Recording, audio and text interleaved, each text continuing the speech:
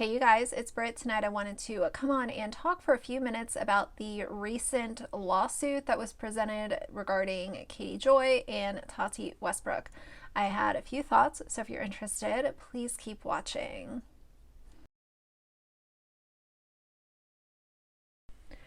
All right, you guys, so a few of you have actually already reached out to me regarding this. And I don't want to so much dissect the complaint in this video that's being filed against Katie Joy, but I want to talk about maybe some of the lessons that I think a lot of people could take away from this, and just kind of reiterate my thoughts on Katie Joy. A lot of you might have even found my channel because of the first Katie Joy video that I made back in late July. I decided to make a video retracting my recommendation to her channel, and a lot of people viewed that video. A lot of people decided to subscribe to my channel because of that video. And I've made a couple other videos in between then and now regarding some of the situations that she's gotten herself into, the way that she carries herself on YouTube and on the internet as a whole, and why I think that it's problematic. And if I had to encapsulate this situation with the lawsuit and her being sued in one sentence, it would be karma has come to collect Katie Joy. And I think a lot of us who have known of her and known of the way that she carries herself online, a lot of us knew this day was coming. It was just a matter of time, and the time is now. So I have sort of some of the highlights of the complaint up from Reddit. So shout out to Reddit. They're all over Katie Joy all the time. I've read some of the Reddit on my channel before. You guys can check that video out if you want. I'm going to read a couple of the key points that I wanted to share, and then I want to talk about this. This could be a teachable moment for some people. I don't know if it will be, but so the number one thing that I picked up immediately was that Katie Joy has done at least 40 videos about Tati, and commentary channels do that. You could look at Peter Mon and say he has over 40 videos about Jeffree Star or James Charles. Like, commentary drama channels cover certain YouTubers more than others, depending on what kind of shenanigans they get themselves into. However, I do think that the amount of digging that Katie has done on Tati and her husband James is absolutely out of control. It is so obsessive of her to, most of the time drama channels, tea channels, they discuss things very surface level. Someone puts out a nasty tweet or, gets involved in some drama, they talk about what's out there and, the main topics being discussed.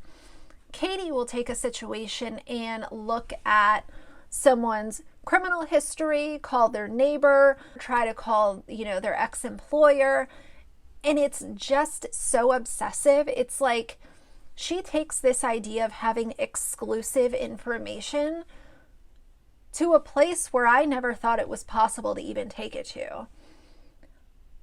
She has to have exclusive tea. She has to have information that nobody else is going to have. And, I would say, well, it was working for her for a while if she had a large following, but she doesn't even have that. Her videos don't do that well. So I even went back and looked. I'll pull it up right now. Her videos that she did on Tati, it's not like they have 1 million views. She's still sitting at 139,000 subscribers, so that has not changed. So the first video that she put out was 3 days ago, and it has 48,000 views. Another one that she put out has 18,000 views. And then she did a live stream that has 18,000 views. So you're not even digging all of this up and receiving millions of views on your videos. So it's so blatantly obvious to everyone on the internet and everyone in the commentary community that Katie has it out for Tati and her husband, James. I don't know if is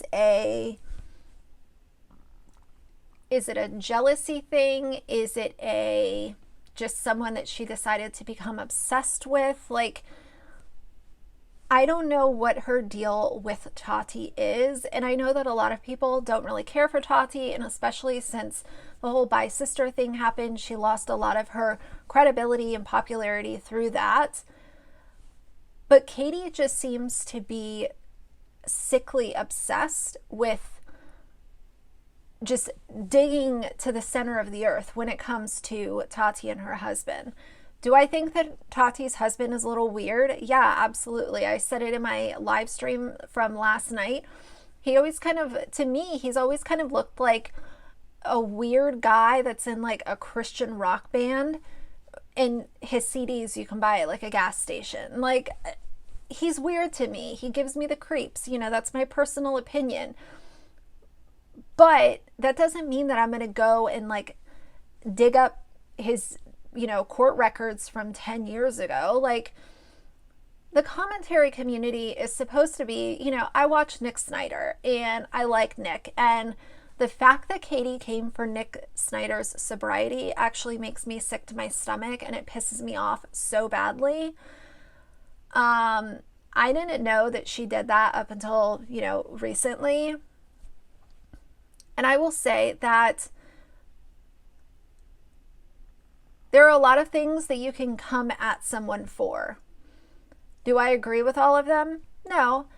But one thing that should always be off limits is coming for someone's health, which is their sobriety, and that be physical health, mental health, emotional, all of it. I don't think that you should ever come for someone's health. I just don't agree with it.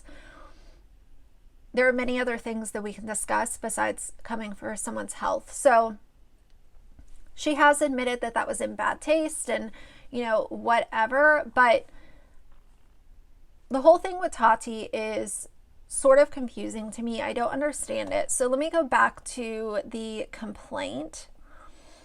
So there's over 40 YouTube videos that Katie has made on Tati, and that is just from May of 2019. And this part of the complaint actually reiterates what I've said in other videos. It says, upon information and belief, defendant Paulson, talking about Katie Joy, intentionally engages in being an internet troll under both her own name and various pseudonyms for the purposes of harassment and causing others consternation, grief, emotional distress, and to otherwise cause damage to their reputations, well-beings, and livelihoods.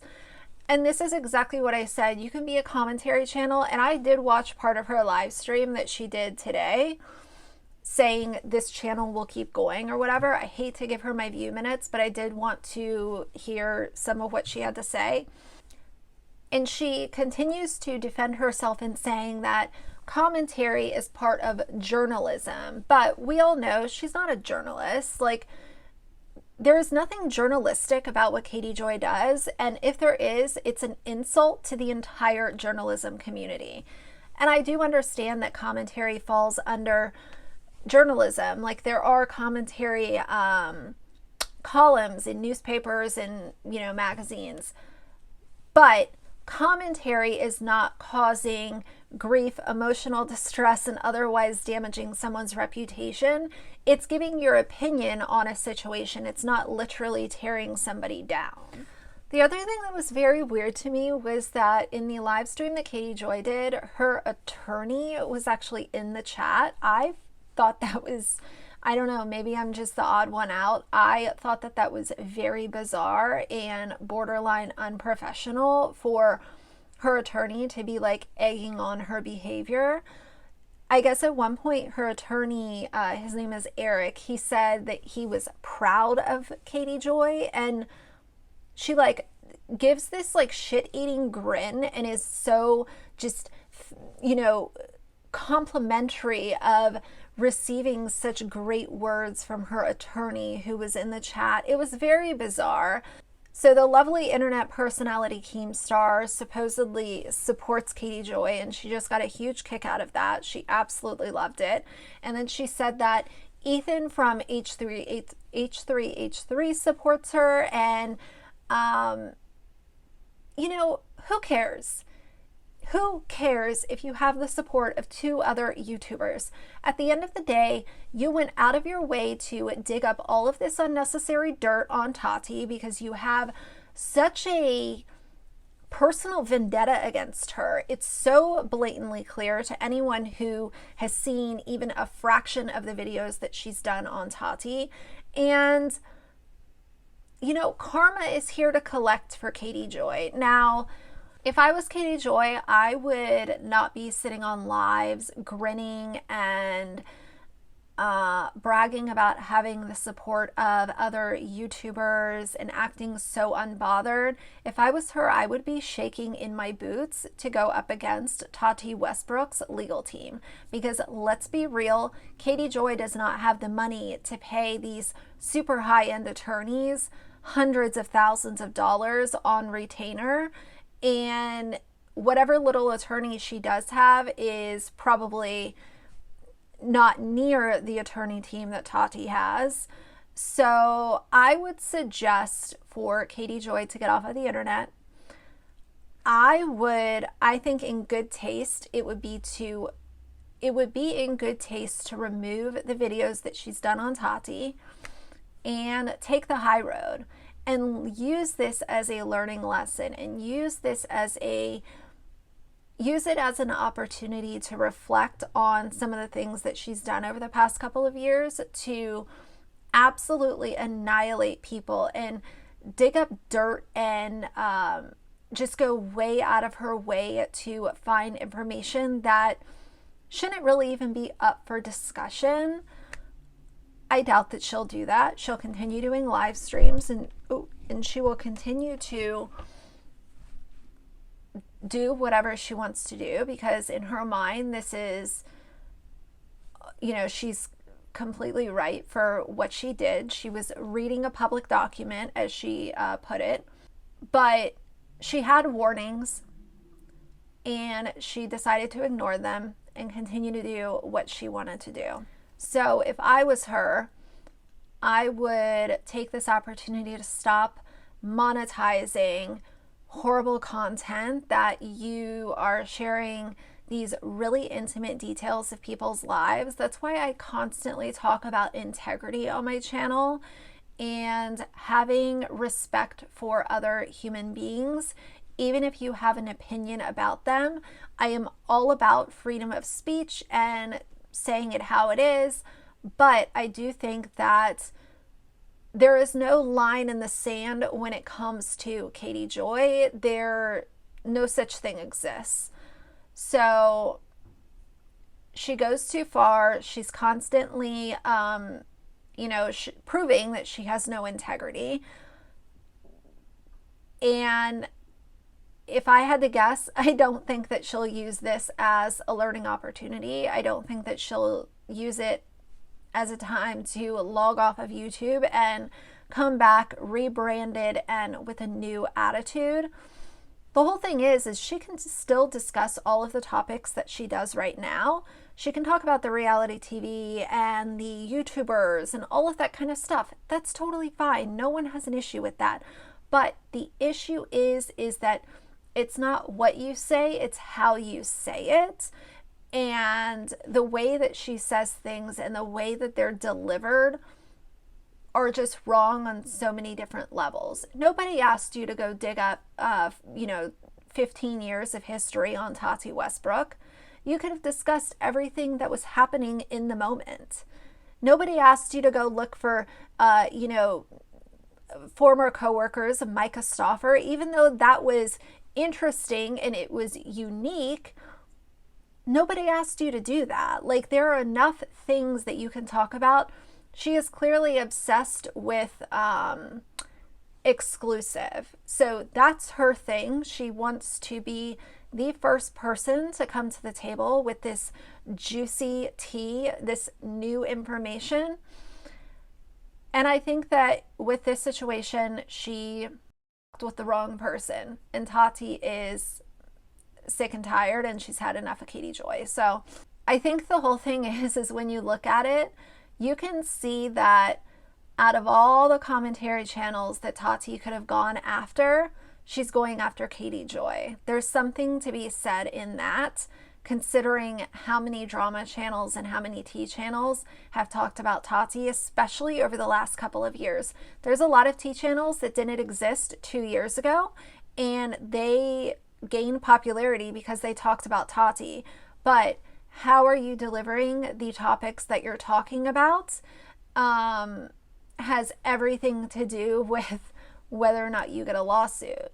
So anyway, guys, those are sort of my thoughts. I was going to make this a live stream so that I could kind of talk to you guys, you know, in the moment, but I figured that it would be better to make a focused video and we can have a conversation in the comments section down below.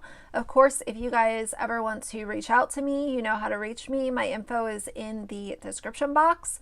You can get to me through Instagram, through email, you know, obviously through comments section here on YouTube. I'm pretty good about checking my comments during the day. So this will be really interesting. I don't know what will happen, but I would say that out of all the commentary channels that I watch, I don't think any of them really need a, you know, learning lesson in this.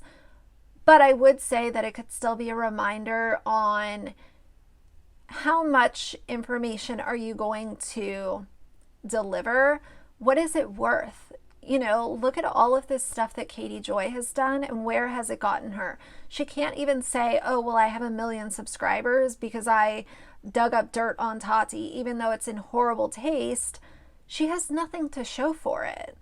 So I don't know. Like I said, if I was her, I would be shaking in my boots. I would not be bragging about having the support of Keemstar or Ethan from H3H3.